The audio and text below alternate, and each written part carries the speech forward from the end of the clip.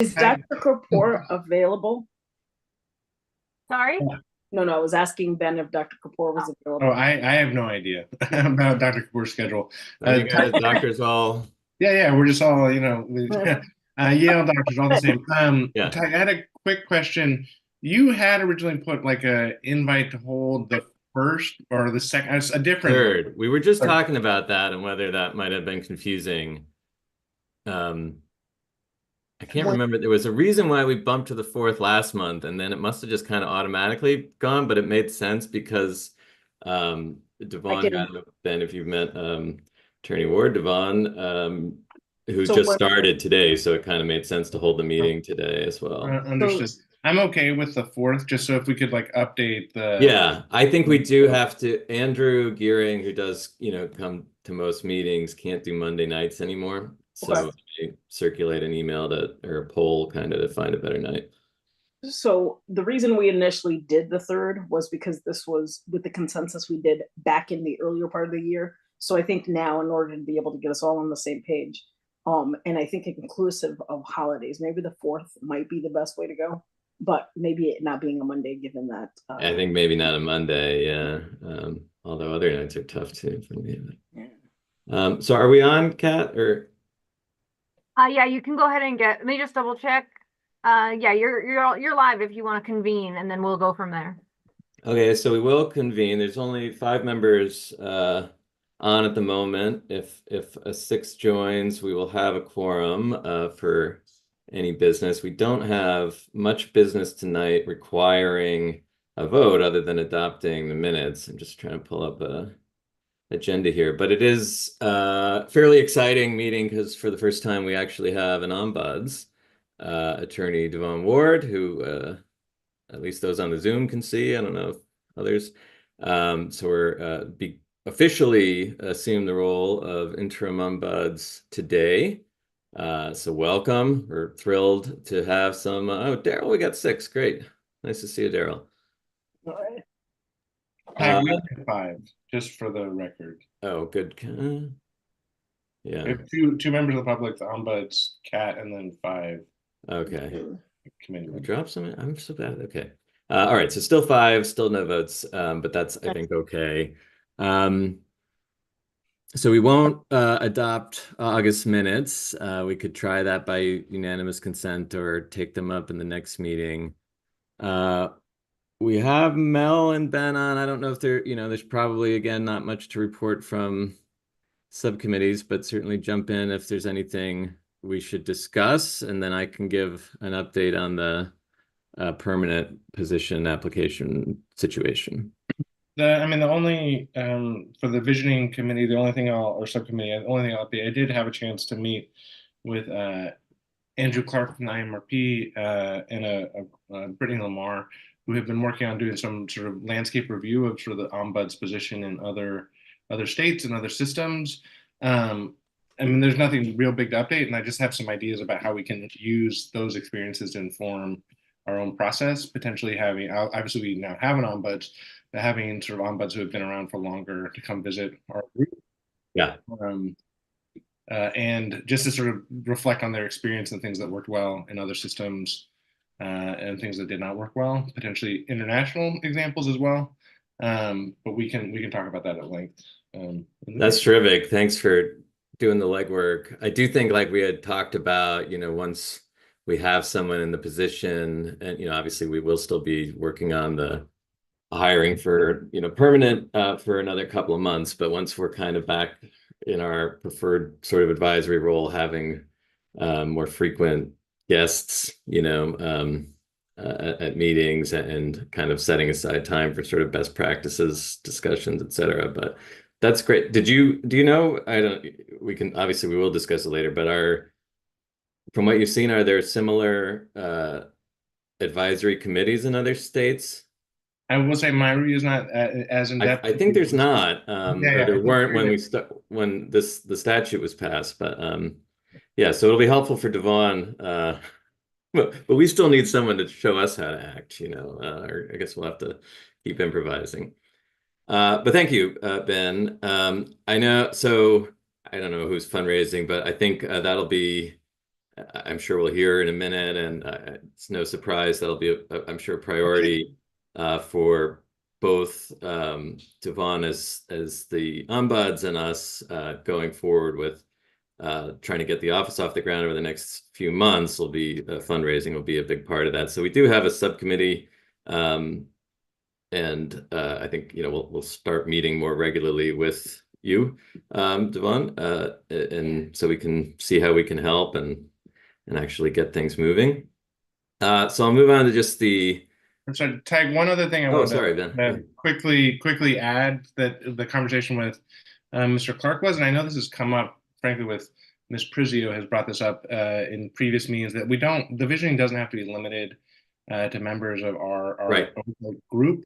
So there was guidance that, like, I think that's appropriate to have concerned members of the public be part of that group to help with the visioning as well, just to. Yeah, that's great. I mean, so we should, we have, sort of semi-regular meetings or whatever, and just make that known to others who want to show up, whether it's on Zoom or in person, that we can have a lot of inputs. Brief update. So it's the 23rd. We have one more week of September. We have only, we believe, 6 applications for the permanent position. One of those, thankfully, is Attorney Ward. So he didn't get sick of the job on his first day. He's gonna give it a run for the permanent positions. We appreciate that application. Nevertheless, it'd be great to have more. So again, if you can make efforts to do a last push. I don't know, some guesses maybe, but it's obviously a much smaller pool than we had during the first go round. I haven't looked at the application, so it's possible that it's just 6 really stellar ones, and it will still be a difficult job to pick 3. But I think the more the better. I don't see any reason not to continue to push for folks to apply. But yeah, that's it. There's 6. Everyone got them Friday. Is that? I think Kat sent them around. So there's sort of 2. Some go to judiciary, some go to DAS. So we just got to make sure before the end of the month that we've looked in every mailbox and haven't missed any.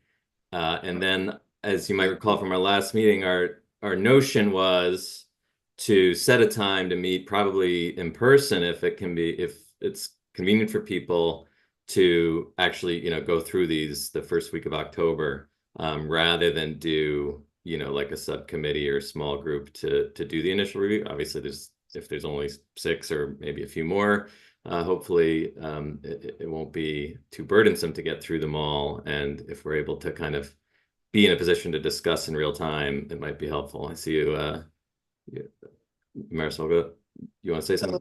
Well, 2 things. I just wanted to clarify and make sure that everybody has downloadable copies of the applications, because I know when Kat initially sent them out, I was having difficulty. So I want to make sure, because I have 6 applications that I can see, I want to make sure everybody has them. So before we meet, we don't have to make her do double the work. As well as Cindy Prizio actually brought a question up in terms of the public input in terms of the work groups.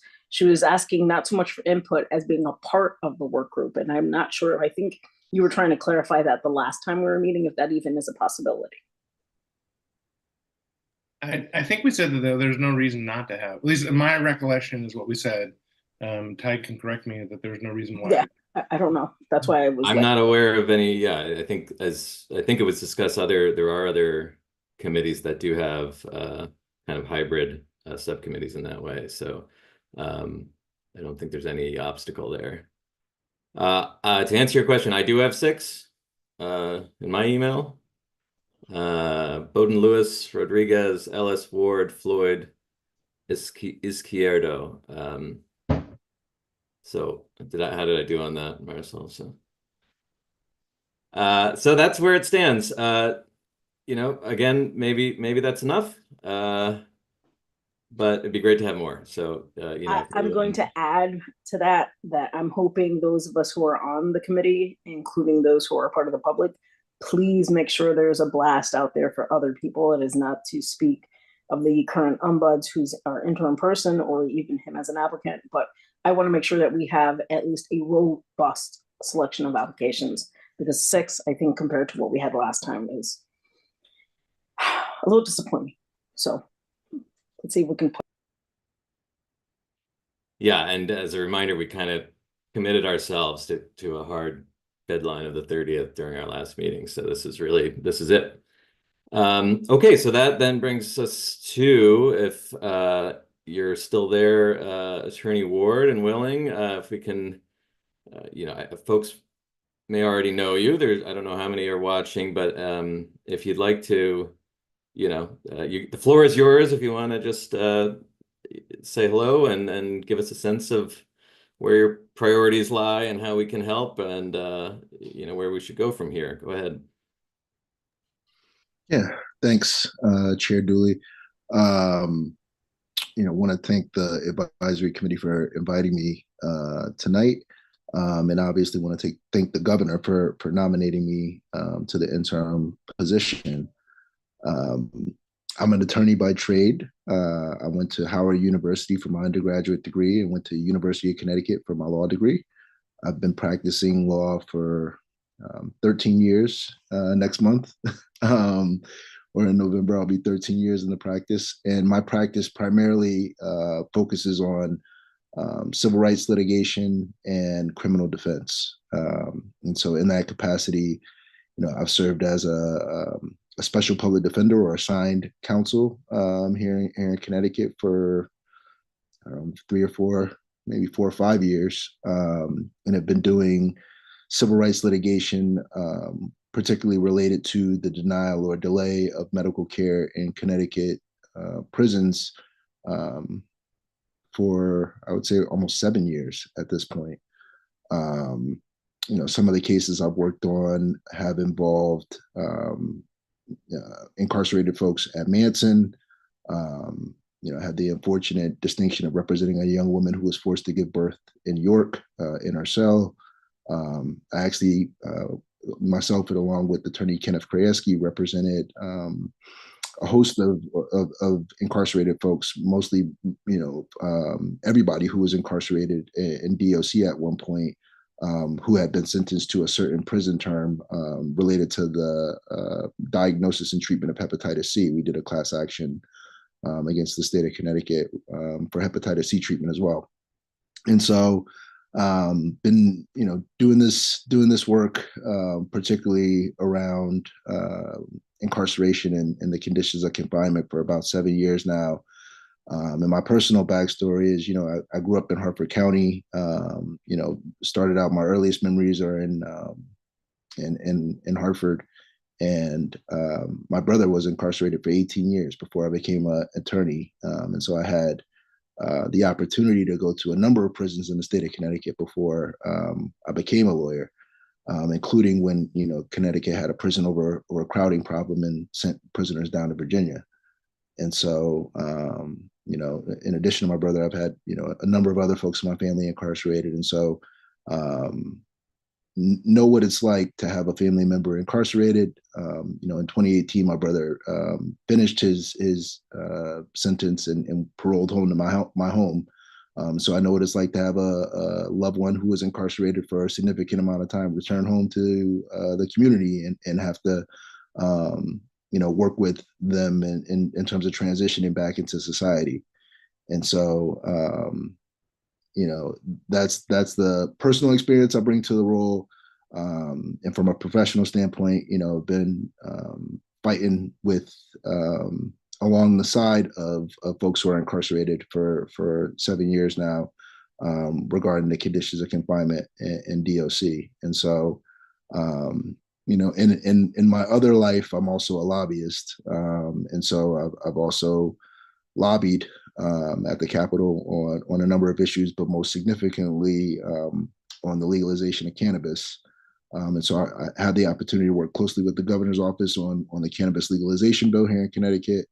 And I've also advocated for a number of other pieces of legislation specifically regarding the conditions of confinement for folks in Connecticut. And so really excited at the opportunity to try to effectuate change from the inside. You know, my vision and my goals for the office are somewhat tampered at this point. So I can share with you all that you know, one of the first things I did today was talk to the Department of Administrative Services to figure out what resources I would have available to me, and was informed today that, you know, out of the 400,000 or so that was allocated for the Ombudsman's office, after paying my salary and fringe benefits, you know, there's only about 220 or 220,000 or so dollars left to last the office from now until July, and that does not include a vehicle. You know, the vehicle is something I raised to DS in the Office of the Governor. They're working on it. They told me that today, but you know, that's something that's not factored into that 220. You know, and considering we have, you know, a dozen or so facilities that I'd love to, you know, get around to, and not track miles on my personal vehicle. You know, state vehicle would be really helpful in that. And so once you factor in the state vehicle, and then you know, the other big resource I've asked for is a file management or file management software. You know, I'll let everybody know, because of my previous work in prison and in litigation, I've received almost 24 claims already directly to my law office. And so folks have, since the announcement of my appointment, you know, folks have started to reach out. I will also let you share that the Office of the Governor, I'm not sure if it was through your work, but the Office of the Governor has put me in touch with the Ombudsman in New York and New Jersey. I'm meeting with them tomorrow. But when I've looked at their reports to the legislature, New Jersey reported that in their first month they received over 1,000 claims to their office. So to kind of give you guys a understanding of the you know, what it's going to be like when we fully open this office, it is going to be you know, a number of requests. And so the thing, you know, I've really tried to focus my conversations with the governor's office on at this point is, you know, this is not a job for an individual. You know, you're talking about an agency of a dozen facilities, 10,000 folks incarcerated, you know, almost 1,000 employees. And so, you know, when you're looking at trying to do some oversight, trying to be a mediator for that large of an apparatus, it's going to be more than one person. And so trying to work with DAS and trying to work with the governor to try to figure out, you know, what I can do within budget allocations. But, you know, in terms of my vision, my first, you know, really the thing that I'm going to be laser focused on between now and July, when the end of the next legislative session ends, is getting a budget to go along with this position. And you know, I'm looking at the Office of the Child Advocate as almost a template of how they've kind of set up an apparatus to do some oversight and do some investigations. You know, and that office has a budget, you know, close to $1 million, a little bit over $1 million. And so, you know, I look at that and trying to get through a confirmation hearing, hopefully, you know, and trying to earn, you know, your vote as the number one candidate out of this process. And I understand that's still something that needs to be earned on my end. And so, you know, the other major issue is, I'm sure everybody's read, there's a hunger strike going on right now in McDougal. And I'm working with the commissioner to try to get in there as soon as possible. You know, today was a day of filling out forms and getting equipment and figuring out where to park and all that stuff. But you know, as soon as I get a little bit more settled, you know, one of the first things, and I'm hoping to do it before week's end, is to get over there to McDougal to talk to those guys and try to figure out what's going on. So that's a little bit about myself, and kind of a preview of my plans. But I'm happy to take questions, and I look forward. I'd love the opportunity to meet with you all individually, If you all are up to it, grabbing coffee or just setting aside some time to talk. So, but happy to take questions if anybody has any. Well, just first of all, thank you so much. I mean, it's a big job, and it's like you said, starting at a difficult time. There's a crisis right now, an acute crisis at McDougall, and I think it's great and essential that you and we are involved in trying to mediate that and respond. So, it's great to hear your background, your plans. It is obvious to all of us. You don't have to persuade us that this can't be a one-person job. And so, yeah, I think we see our role in a great degree. I mean, hopefully down the road, it's more, advisory and kind of, bouncing ideas off each other, et cetera. But I do think, our near-term priorities have to be helping, to raise funds and increase the budget. And, to the extent, well, in your discretion, I've had discussions with folks in the governor's office who have given me the impression that they don't regard a modest increase in this office as a significant ask, but of course it hasn't happened. So I don't. You don't have to reveal any discussions you've had, but I'm hopeful that, given your relationship with the governor and his trust in you and putting you in this position and having worked with you before, that you'll have his ear. And of course, there's other folks involved in that discussion as well, and something we're going to have to work it together. But I see Ben with a hand raised, and certainly, yeah, if folks have questions for Attorney Ward, let's hear them. Yeah, Attorney Ward, or I should say, I don't know, Ombuds Ward, or what the right new title. You could just call me. It's a lot let's easier. get there. And yeah, I don't need any chair duly there. We can say yes, but it is hard to pronounce. So Tig, in case. Thank you for joining us tonight, and I agree with Tig that it is a heavy lift to be the first person in this role, and to be with interim tag that sort of leaves you sort of in a place where you might not have the leverage that you need actually to get this position off the ground as much as it needs to be. So hopefully we can support you in that as much as we can. I had two sort of questions, just sort of how you understand or how it's been described to you. Number one, you mentioned the car. That makes a lot of sense. But just so I know, do you have a physical space that they have? Do you have an office, and where is that office located? Yeah, that's a great question. So my office is located at 55 Farmington Avenue. Okay. I'm in the same building as the Department of Social Services, and the Office of the Public Defenders in the same office as me. And I believe the Office of Childhood Advocate is in the same building as me. So the Ombuds office is under the Office of Government Accountability, and they're all spread out, in various places. But I do have an office, and it's not just an office. It's the governor and the Department of Administrative Services have given me almost a suite, and so it's an office that has probably 8 desks in it. It has about 8 workspaces and enough space for like a round table or a conference area. So they are certainly envisioning that this office is going to grow beyond me, and judging from the space that they've given to me. That's good to know. There's a couple other questions. So does that also entail administrative support, or will that eventually have to come out of the Ombuds budget? So yeah, any the administrative support will have to come out of the Ombuds budget. So yeah, that will be under that budget I just discussed. Understood. So as far as you understand, what is your, I mean, I think the statute lays it out, but there's some vagueness there. What is your reporting structure? I know you have the reports we have to make to the General Assembly, or the Judiciary Committee, but can you walk through your understanding of your reporting structure? Do you report directly to the governor?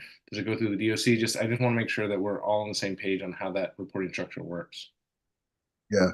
So I report directly to the governor, and I've set up we have a standing biweekly with the chief of staff, through the chief of staff and through the office of the governor, they've committed to making other staff available to me.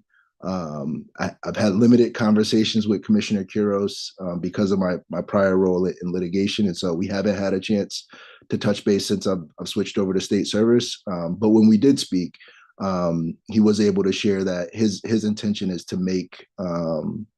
give me a liaison at every facility that I can contact readily to be able to mediate any issues.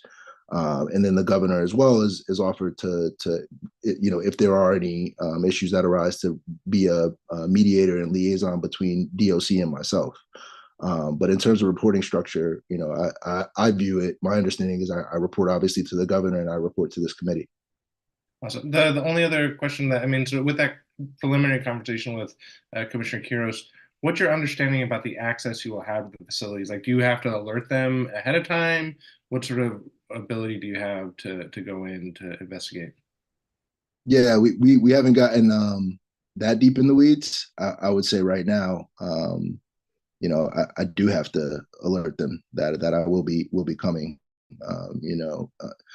I think with this role, it's balancing, obviously being able to have oversight, but also keeping in mind, these are correctional facilities and secured facilities, and so the ability for me to pop up and do unannounced visits, or even to walk around the facility unescorted, is a bit challenging. Not to say it can't be done, but it's a bit challenging. So, according to the statute that has authorized the ombudsman role, I am able to meet with any incarcerated person confidentially, and so what I believe that to mean is almost very similar to when an attorney meets with an incarcerated person. That if I request a meeting with a particular individual who's written to my office or communicated with my office, I'll be given a private space where we'll be able to meet and speak confidentially and in private. But in terms of being able to do, widespread and facility-wide inspections, I think we're still kind of working out the kinks for how that looks like. And what that looks like. But for right now, certainly letting the commissioner know when I plan to be in a facility. All right, thank you very much.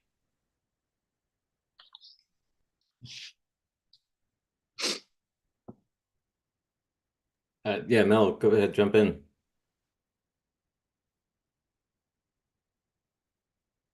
Sorry, I was having issues going off mute. Thank you, Attorney Ward.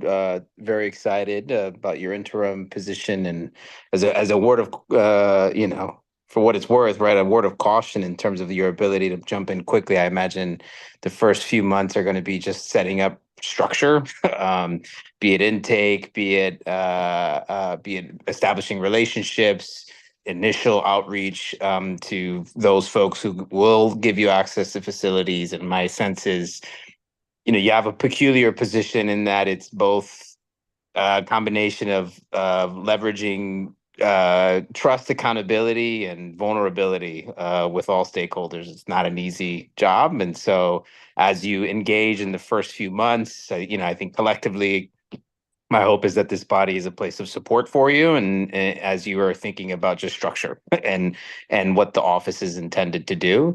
Also want to lift up, I imagine right now agencies across the board are preparing their budgets for the governor's office, and there's a standard procedure, I'm sure, that form that if they have not provided you, they should provide you in terms of what your budgetary requests are.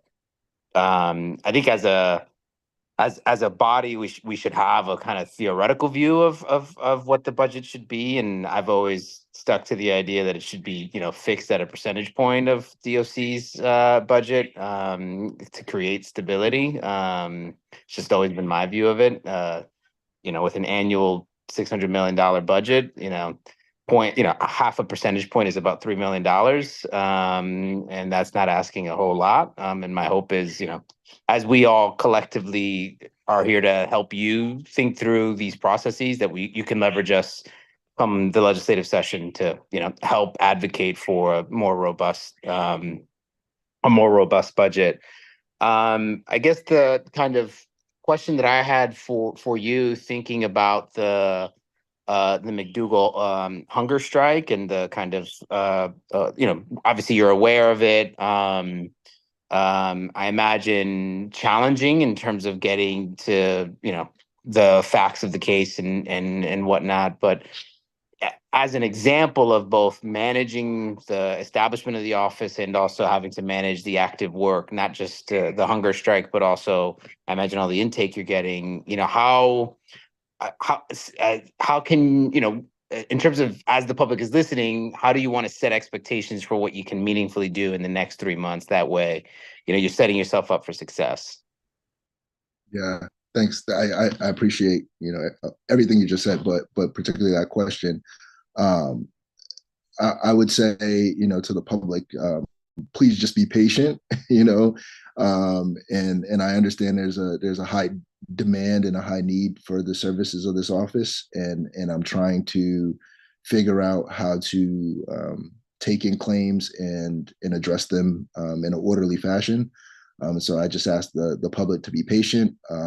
I would say email is probably the best way to get in touch with my office. That way it's in writing, and I can triage and track things that way. And so my email address, my state email address is my first name, DEVAUGHN.WARD@CT.gov. So it's just my first name dot my last name at CT.gov.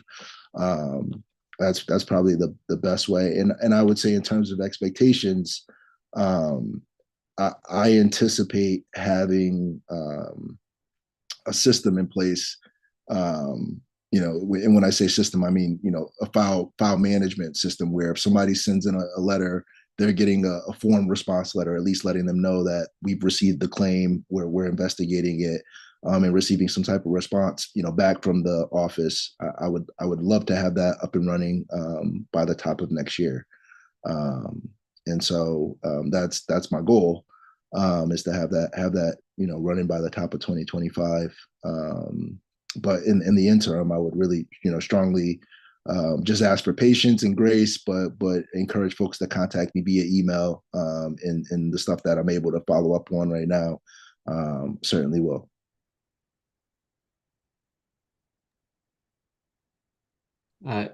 Cindy, you want to jump in? I see your hand there. Oh, sorry, and then Daryl. Do you want the members to go first? I just didn't, It's not really a formal All right, meeting, all right. so yeah, go ahead. Okay, so Devon, you used the word mediate.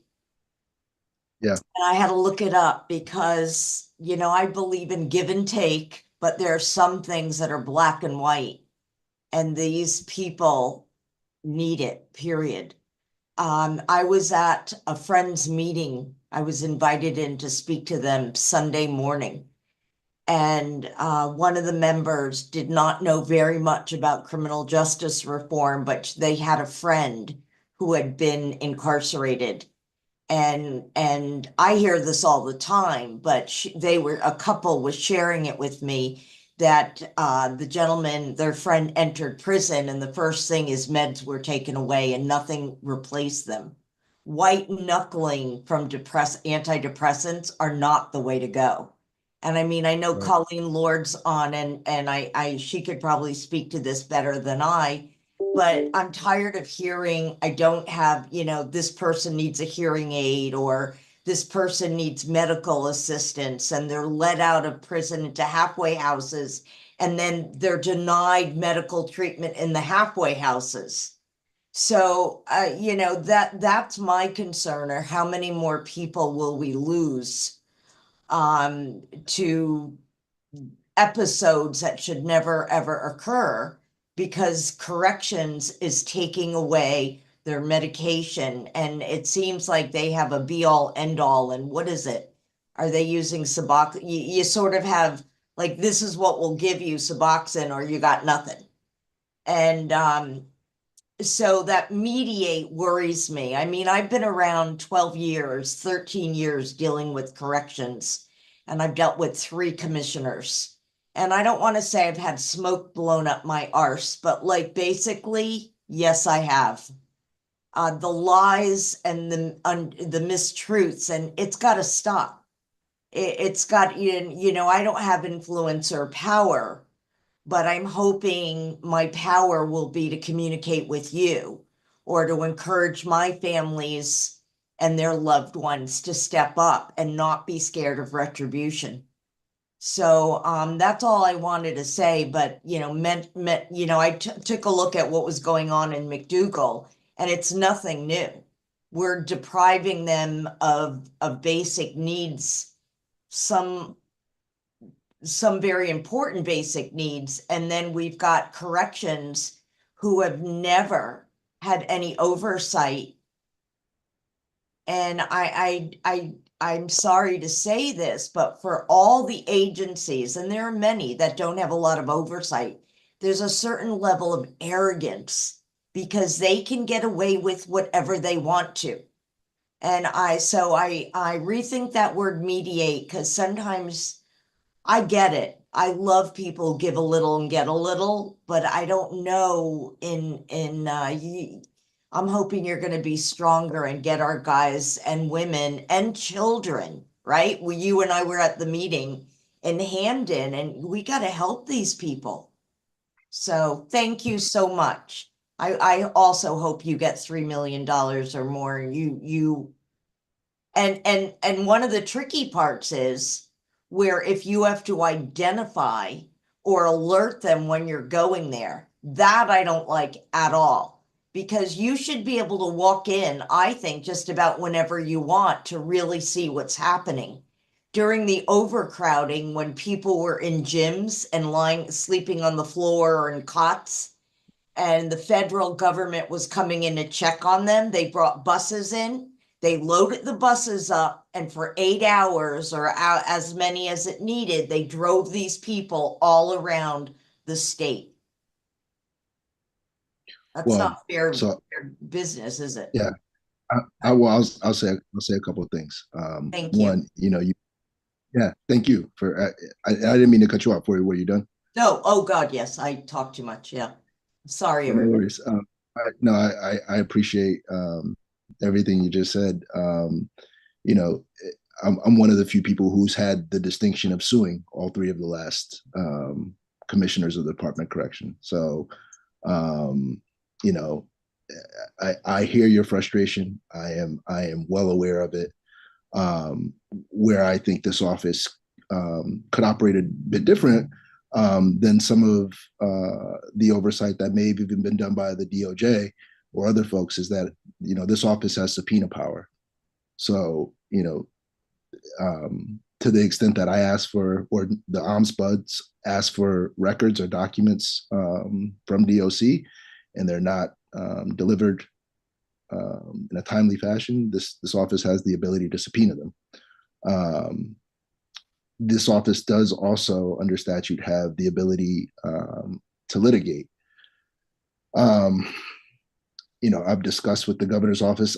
I do think that power is a bit unpractical in that, should the ombuds person choose to litigate or file suit against DOC, what court would they file suit in, right? They can't file suit against the state in state court without their authorization. And if they file in federal court, you're into a situation where you have one branch of government of the state of Connecticut suing another branch of the state of Connecticut.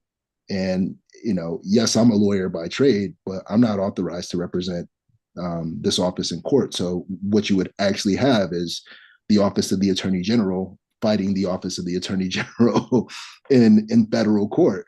And, again, having had, I've done some significant battles with the Public Safety Division of the Attorney General's office. And, I don't have great confidence that they could erect a sufficient firewall should that happen, right? That this office did decide to file suit. I don't have a lot of confidence that there could be a sufficient firewall erected in the office where this office would be represented, in the same fashion and manner that the DOC would be represented by the office. And so that's an issue that, I think the legislature, should address in terms of tweaking the authorizing statute for the ombudsman, maybe hopefully this session, maybe in the session after that.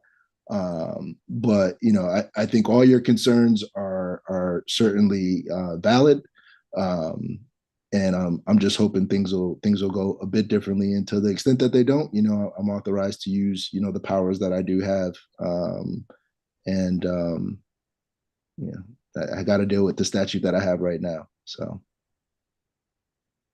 but I will say too, the issue you're talking about specifically in terms of medication, in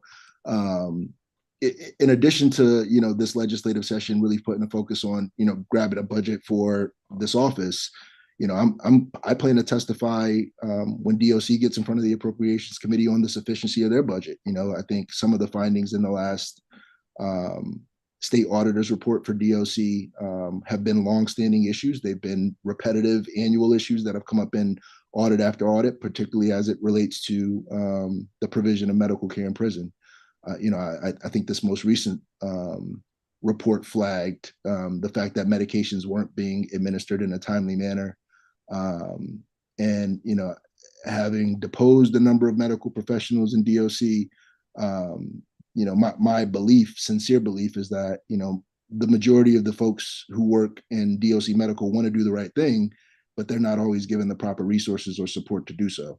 And so 1199, which is the organizing collective for the medical employees in DOC, have been up at the Capitol with families of inmates, for years, saying that they need more support and more money. And so, I think that's an issue we all have to keep on championing and bringing to the legislature that in order to bring about change, it's not just raising our voices, it's actually committing some resources and dollars to some of these issues. And so I hope to be a ally, continue to be an ally in that fight and kind of bringing those issues to light at the legislature this session.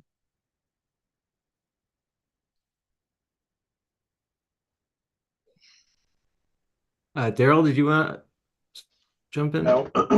Thanks, Todd. I just wanted to chime in. How you doing, Devon, Attorney Ward? Appreciate you. Hey. I don't drink coffee, but if you on my social media and if you eat healthy, don't do that. But I like food, so food is always a part of my meetings. So hopefully we can sit down and break bread because there's a lot that you said. It makes me think like I just want to go crazy right now on the call because there's so much going on, especially having been an inmate 1834-22 in McDougal, been in the Green Mile, know what it's like on a good day. So I can't even imagine what those brothers is going through on a bad day like that, where they feel the need to the food. I mean, food in prison is minimal.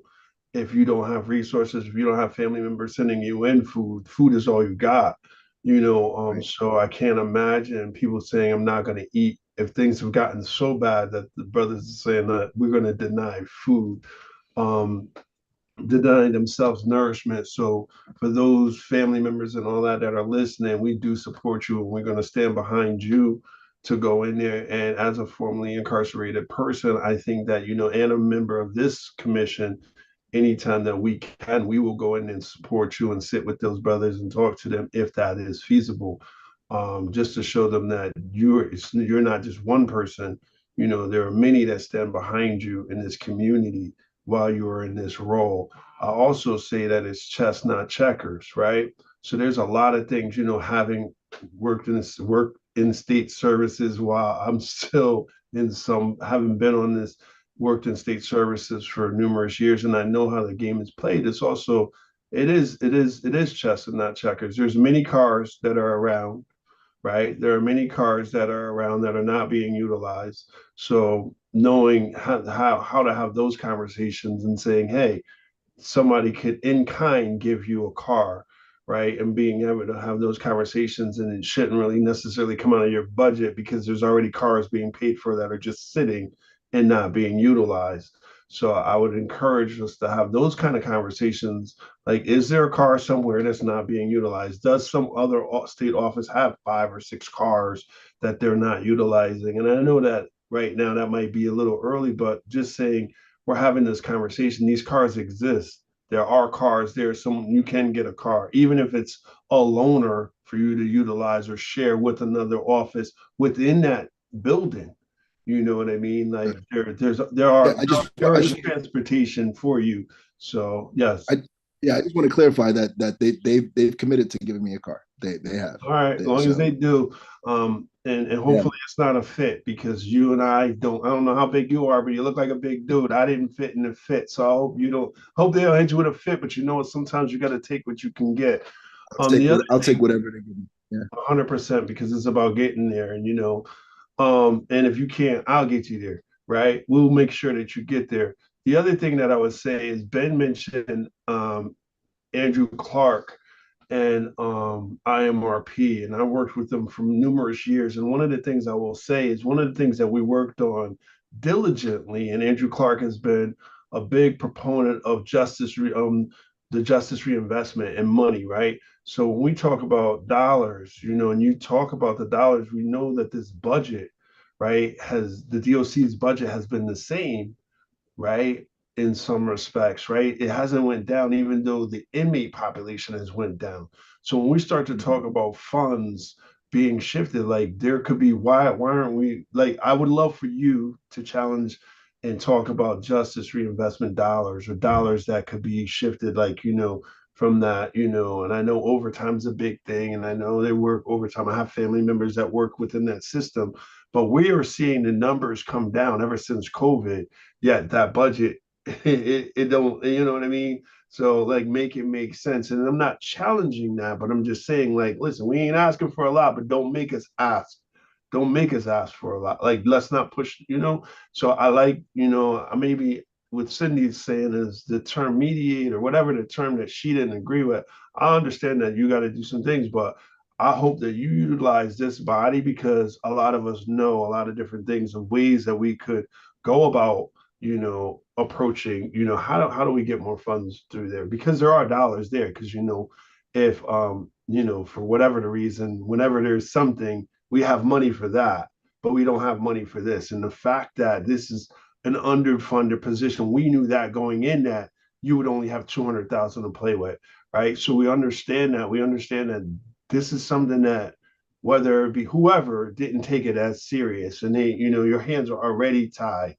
So just, hopefully that, we can talk more offline about just strategic ways of approaching, of getting funding, whether it be, outside, but also there's ways that, whether it be, I'm using nonprofit terms, but in kind, but of ways that we could utilize existing resources that are already there to make sure that this gets off. We're serious about that, and how to approach it. And the last thing that I'll say is that, the work that I've done in the mental health community, there was an oversight committee, and I believe there still is, who could show up at any mental health facility anytime unannounced, right? And they have the same parameters. So I know that we should be able to look at. I'll talk to some friends about how that came about, and I believe it was statutorily that they could show up at any time, you know what I mean, unannounced and being able to see now.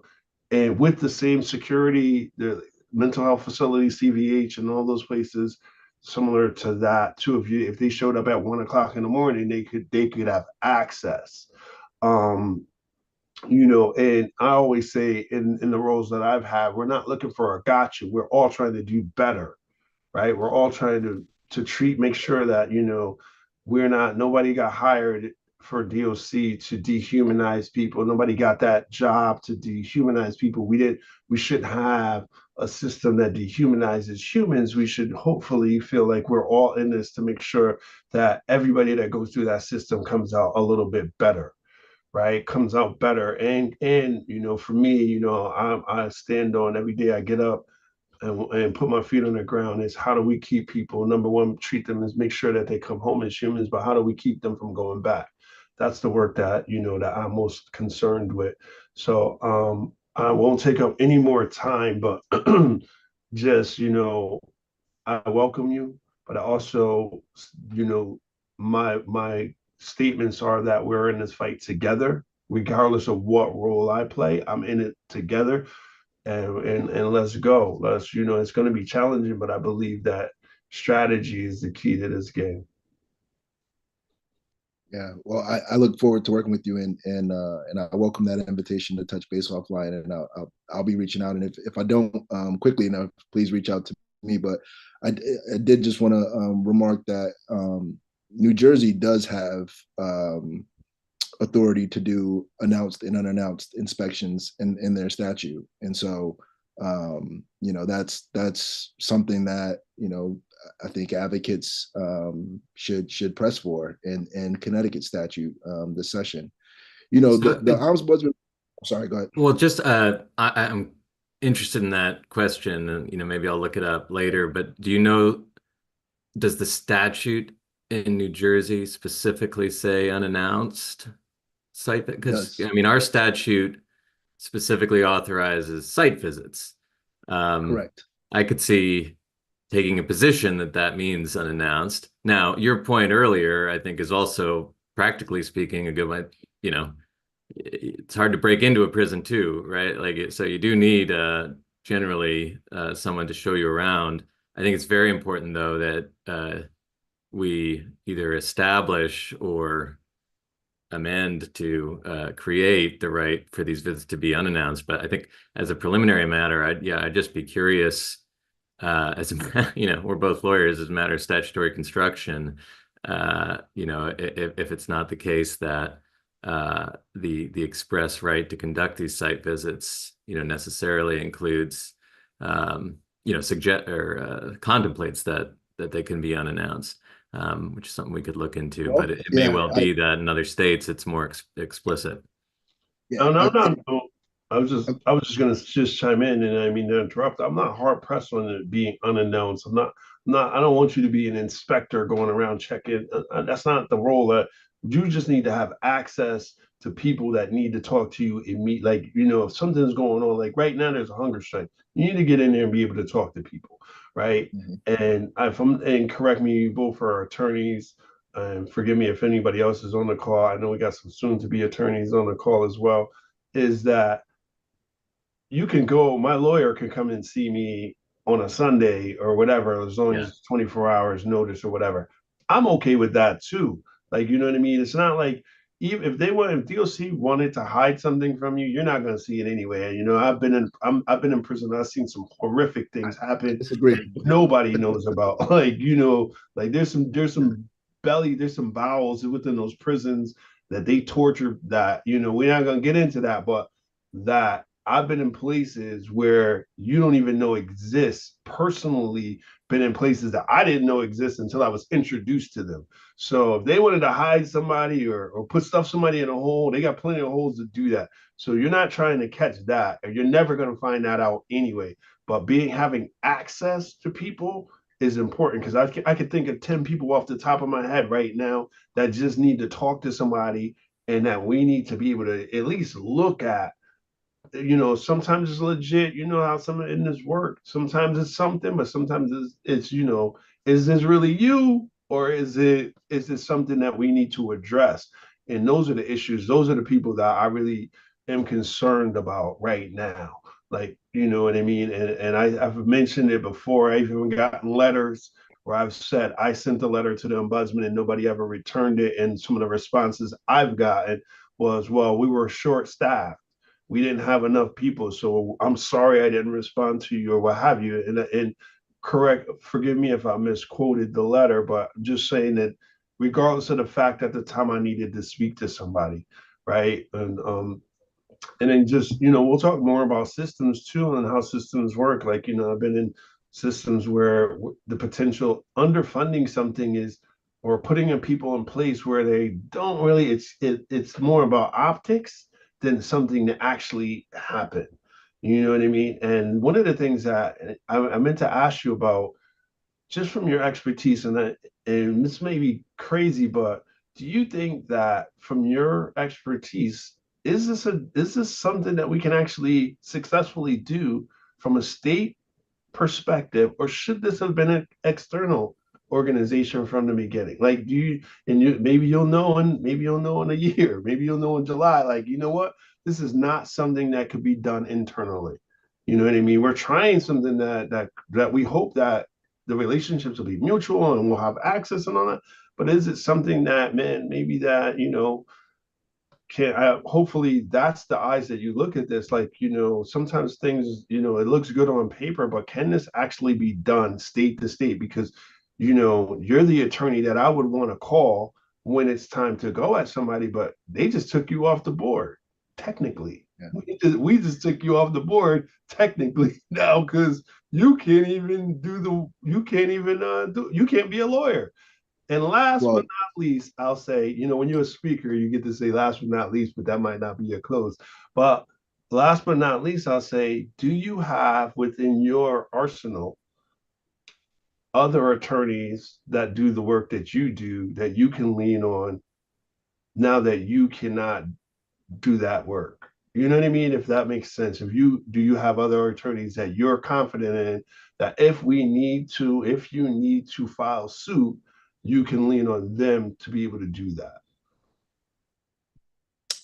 um, so you just said a mouthful. So I'm going to try to take it. I've Just been taking answer the notes. last question, brother. We can talk later. You Uh, you ain't gotta. I'm gonna try to One on one. yeah, I'm gonna try to address it all. I would say, to your question, do I think we can do this? Can this be done within government? I think that's why I took this role. Is that I believe that if there's political will, and there's a number of folks who are willing to engage in the fight, you can move mountains politically. And I remember, you know, when you're talking about cannabis legalization, it was the last thing I worked on. There was a lot of folks who never thought we'd get it done here in Connecticut and get it done in the fashion that we got it done here in Connecticut, and we were able to. And so I think wherever there's political will, there's an opportunity to make a difference and do things. And there's already some great models here in Connecticut of oversight. I think what Sarah Egan's done with the Office of Child Advocate has been phenomenal, and the oversight she's been able to provide and transparency into DCF has been remarkable. And so I think looking at that model, to answer your question, yes, I think we can get it done. In terms of investigative power, through my legal work, I think the folks over in the public safety division will tell you there's not much that's happened to DOC regarding one of my cases that I didn't find out about eventually. Whether it's emails or video, there's some disadvantages actually from a litigation standpoint when you're working in government, in that they have freedom of information. So it's a bit hard to hide things. It's not as easy as it may seem, being somebody who's incarcerated. But from the other side, there's not much that happens in that facility that eventually doesn't get uncovered. And I think particularly with the subpoena power that this office has, it's a powerful authority. And then your last question related to, now that I'm precluded from taking on these cases, one of my goals as an ombudsman too is to try to educate folks who are incarcerated and let them know how to best position themselves to litigate their claims, making sure they understand the internal grievance process, understand the Prison Litigation Reform Act, things that really, trip them up in litigation when they have claims that are meritorious. But, I will say there are some great attorneys that are doing this work. Ken Krajewski, my former colleague, is one of them. Alex Tabas down in New Haven is another one. There are a number of folks engaged in this work. And my plan is also to advocate, or to activate other members of the private bar. I'm a member of the Black bar here in Connecticut. I'm a member of the Connecticut Trial Lawyers Association. I'm a member of the Connecticut Criminal Defense Association. And so, my plan is to really try to get more folks engaged in this fight. One of the cases I had to sign off on is a case I've been working on for 6 years. It's a young lady by the name of Desiree Diaz who died in York in 2018 from alcohol withdrawal. And I was able to tap Silver Gateb and Tatel, which is one of the premier medical malpractice firms in the state, to take over that case for me. And I don't think they've done any prison litigation up until this point. And so, to answer your question, yes, I am going to try to get my friends in the private bar interested in this. And you know, I think there's some statutory changes we can make to make that more attractive to folks in the private bar to take on these cases. And I'm happy to talk to you about that offline. Thank you. Yeah. Marisol, I'm going to keep this short and sweet because anybody who knows me knows I can go on and on when it comes to this particular area of criminal justice and this office in particular. However, one thing I will turn around and say, actually, cooler heads have prevailed. You know, one of my colleagues who's actually on this call and I have had this conversation in terms of this office. And I think especially you coming into this role, playing the long-term strategic game in trying to make sure that this office is set up for success. We have seen this office in practice in the last 20 some odd years, in ineffective practice. However, we know the budget does allow for money to be geared toward this office. As Daryl has pointed out, it has been unfortunately put toward staffing, overtime, and all these other issues. And I'm hoping that you will be able to create the relationships necessary with the Department of Corrections that enable it to be a workable relationship. I'm not going to sit there and say that, hey, with our commissioner, as it's been in the past, that it's always going to be a warm and fuzzy one. However, hopefully it can be a workable relationship where, as Daryl has pointed out, and my other colleague, Mel, has pointed out, it's for the benefit of those who are still inside. And looking at the prison conditions, there's enough research and 1,000 other things that show you exactly what it looks like, not only lived experience, but enough news stories, so I don't have to go on and on about that. However, one thing I will speak about when you talk about providing information, those that are still inside, is make sure that when you make this information available, it is not to dumb it down, but make it somewhere along like fact sheets in terms of all these statutes and things and laws that can be helpful to them. Make it something that is digestible for the layperson, because it's not always all of us that have that legal education or jailhouse attorneys. So I think being able to make it digestible for those inside as well as their families in order to be able to make this, you know, some type of, you know, layman understandable, where it's like, hey, column A, column B, these are the different points in order to get that across. But I think one of the most pressing things that I hope, you know, I would love for you to be able to drop into any facility, but again, it's always developing these relationships that we need to develop long-term in order to make this office successful, not only in terms of money, but also impact. So I'm hoping, you know, most people probably expected me to be like, no, no. I have learned in the last 6 months that it's for this, in order to be successful, I think we need to move about in a strategic fashion. And I think you being in office gives us at least a heads up and a head start. And I'm hoping that in the next few months you can give us that promise. And then if you are the one who's chosen as a top applicant, then let it be that. But I'm hoping that you can lay the groundwork, and I wish you all the success in your office. Thank you. Ms. Lord, I think I saw your hand up. Yeah, thank you. Hi, everyone. Thanks for the Zoom and getting that on the website early. I follow these on CTN and YouTube, but it was nice to actually get the link and be able to come into the meeting. So thank you for that, and for all the work that you're doing. And welcome, Attorney Ward. As someone who is a strong proponent working with NAMI and Stop Solitary toward getting the PROTECT Act passed, this is, in my mind, a really monumental day that the office is starting. And I wish you all the best and Godspeed. We'll be praying every day for this office and for those that are currently experiencing incarceration. But as a member of the public, I did want to add my voice to what I think, and many of you would agree, is one of the strongest reasons for this office, and it is making sure that people have their mental illnesses and mental diagnoses properly evaluated and diagnosed and treated. My son was a victim of homicide by staff at the New Haven Correctional Center 5 years ago, and I've been working very hard to hold the government and the DOC accountable for that since he was killed, essentially pepper sprayed to death after he was not provided his medication. So I appreciate, Attorney Ward, your background holding the DOC accountable the way that you have.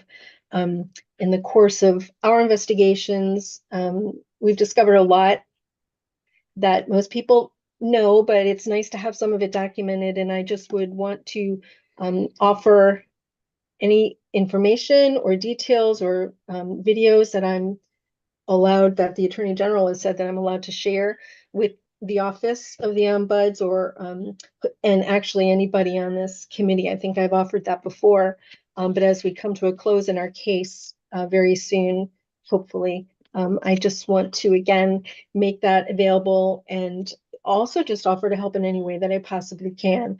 I am really for decriminalizing people with mental illness, but obviously the majority of people who are currently experiencing incarceration have a serious mental illness or a regular mental illness, and it's unconscionable that they are there. So I'm looking forward to seeing the PROTECT Act fully implemented and followed, and seeing the DOC begin to work with transparency and accountability and proper training. I think CIT training for correctional staff is imperative. So I have a lot of ideas that I'm not going to, go into here in the meeting, but hopefully I'll be able to meet with you, Attorney Ward, and anyone else on the council, and just share the information that we've been able to gather through our civil rights case. Yeah. First of all, I want to say my condolences on the loss of your son. I've represented more than my fair share of families who have lost their loved ones while they were incarcerated to what we call prison related deaths, and it's never difficult, and I actually think it's sometimes more difficult once you start finding out the circumstances under which they died. I've sat with moms when they viewed videos from DOC, of their loved ones not being given proper care or in their final moments, and it's always really difficult. And so, my heart goes out to you and your family, and I hope that you get justice for your son. And would welcome an opportunity to sit down with you. Happy to talk, and to the extent that you can show those tapes without violating the protective orders that I know the folks in the AG's office have in place. Happy to look at your son's case, and so I look forward to working with you and meeting with you. It's mostly public now, so it's just buried in certain, it would be difficult for someone to find unless I actually show them where it's all buried. Just one last thing, besides just all of this that happened to my son, I'm not only looking for justice for him, but for really everyone who's currently incarcerated and who is in that system, because my eyes have just really been opened through this horrific process, to just really how horribly everyone here, I'm preaching to the choir, but how horribly people are treated so inhumanely. And so I can't look away from that and stop fighting for them too. Thank you again for that. And I remember reading about your son in the New Haven Independent, and I'm very sorry, but it really, the stories were lovely. I remember Tom Breen wrote a few stories now, and it sounds like just an amazing person. And I hope the memory is fulfilling for you. Cindy, I see a hand again. Just very quickly. That's fine. In person, the meeting that was at the LOB, when the candidates were being interviewed. Yeah, nobody really focused on the job description, Devon, that talks about parole. And I know your job with inside is plenty big, but parole is also, it's bad. People are harmed and set up and lots of bad things. So I didn't know, what your thoughts are about integrating parole into your work. Yeah, I mean, they're part of the statutory charge, and so when I talk about getting around to facilities, in my mind, I'm thinking about halfway houses too, Okay. because they're part of the statutory charge, and so what explaining it to folks is we got at least a dozen, maybe a dozen and a half facilities that I got to get around to, right? And for me to be able to spend at least just a day in each facility, would take me half of a month, right? And so, and then to do that with some regularity, right? It would be impossible for one person. And so, one of the first things I hope to do over the next first 30 days is to get around to each facility. And so, I haven't forgotten about the folks who are in halfway houses and are under supervision and technically still on, under supervision of DOC, but in the community, right, through parole. And so, they are part of my statutory charge. Special And parole, really, like lovely, enhanced. Yeah.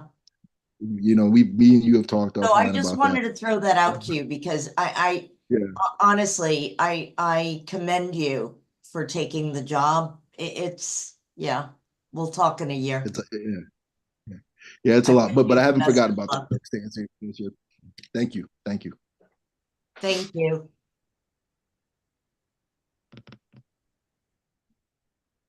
Well, again, congratulations on your first day.